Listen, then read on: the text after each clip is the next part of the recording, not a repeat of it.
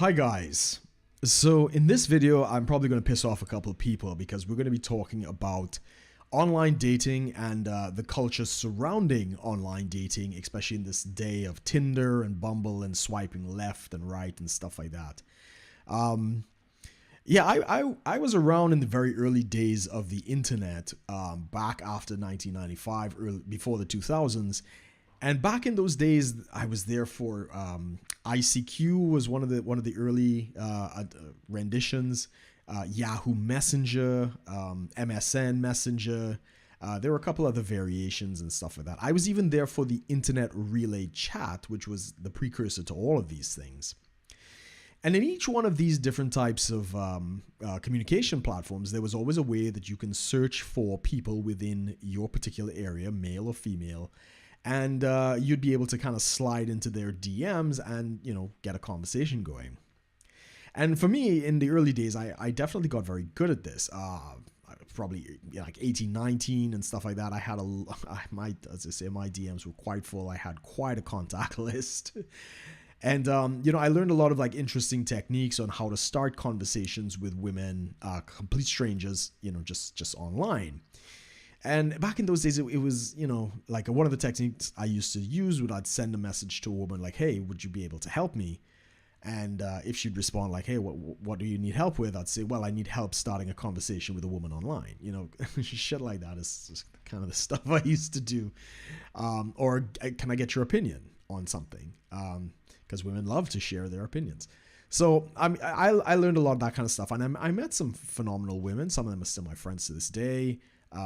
So those were the early days before that was the precursor to what we have as the online dating. Around that time as well, I was also involved. Well, I was trained by David D'Angelo's material. So all the mastery, the pickup artist kind of stuff. I was into all that kind of thing. And one of the guys that seriously influenced me was a guy called Grant Adams. I believe that's his name. He wrote a book called Net to Bed and Net to Wed, like the arts of seduction through language, basically by building the proper dating profile.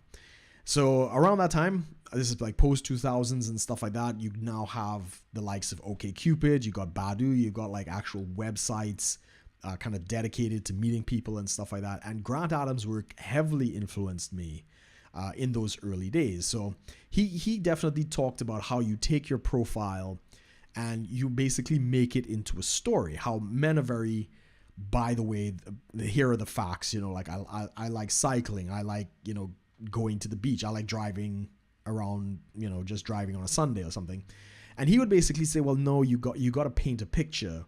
And he'd say, instead of saying, okay, I like driving, you say, well, I like to get that weekend getaway and feel the pull of the road as I go off into the cabins for an exciting weekend with friends or something like that. Or instead of saying I like to cook, you say, well, I love the smell of the spices interacting with each other as they fill the room with an aroma that just brings excitement to my taste buds.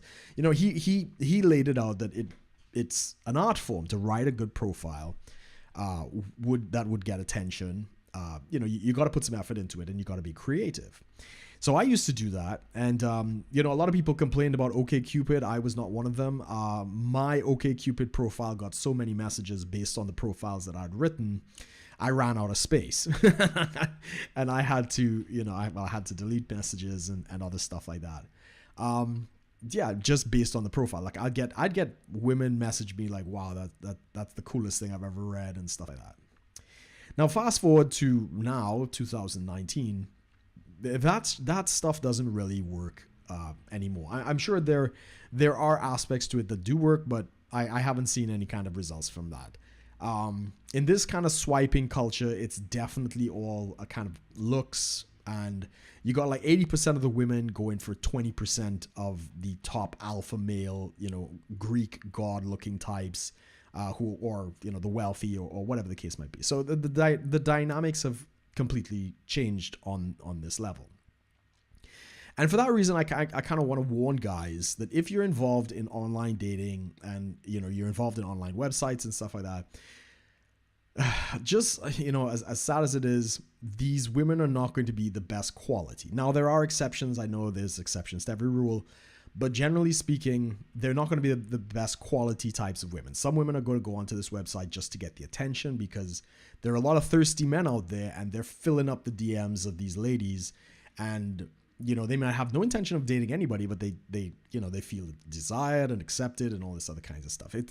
So in many ways for guys, online dating is a buffer. In fact, Rollo Tomasi mentions this in his book, The Rational Male, how just like long distance relationships aren't real, online dating also isn't real.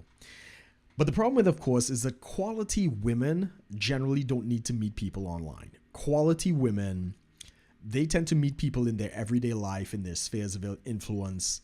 And because they're quality women, men are probably approaching them quite regularly.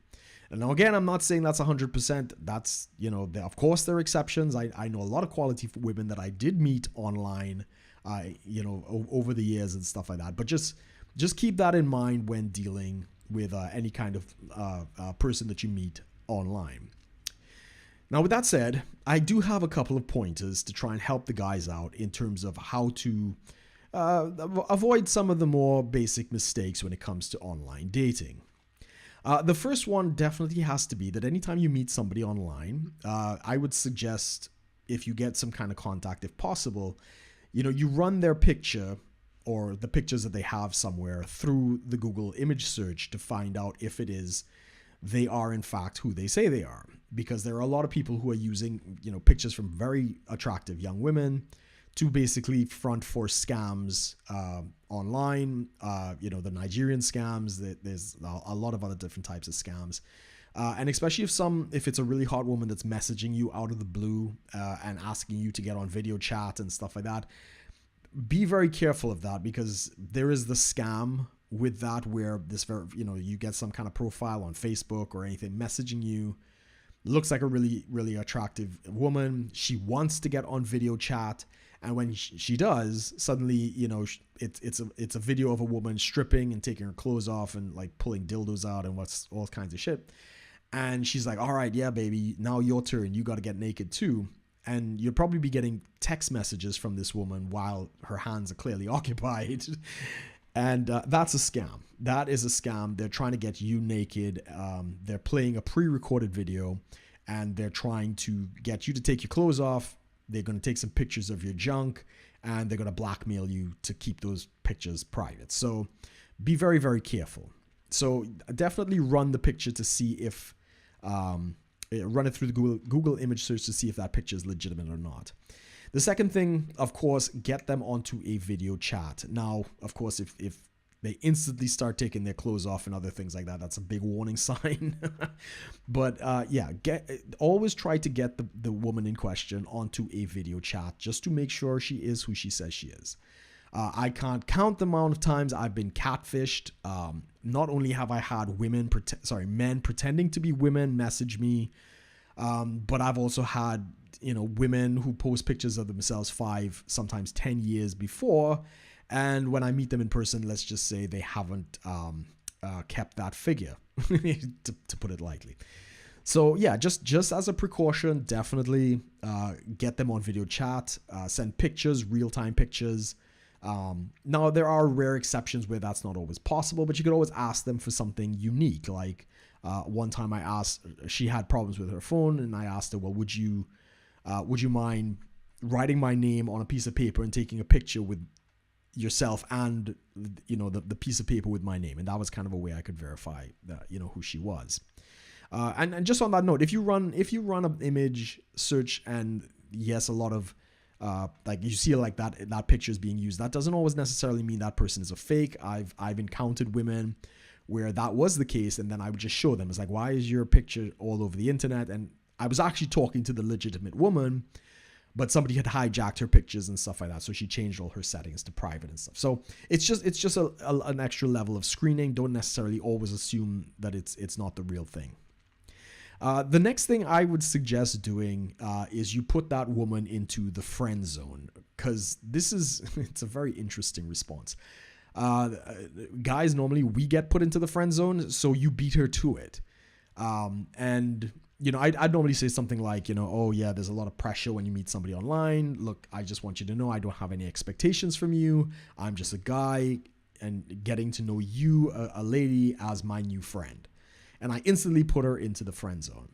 And something very interesting happens when you put the woman in the friend zone very early on. They tend to fight to get out of the friend zone, which is interesting.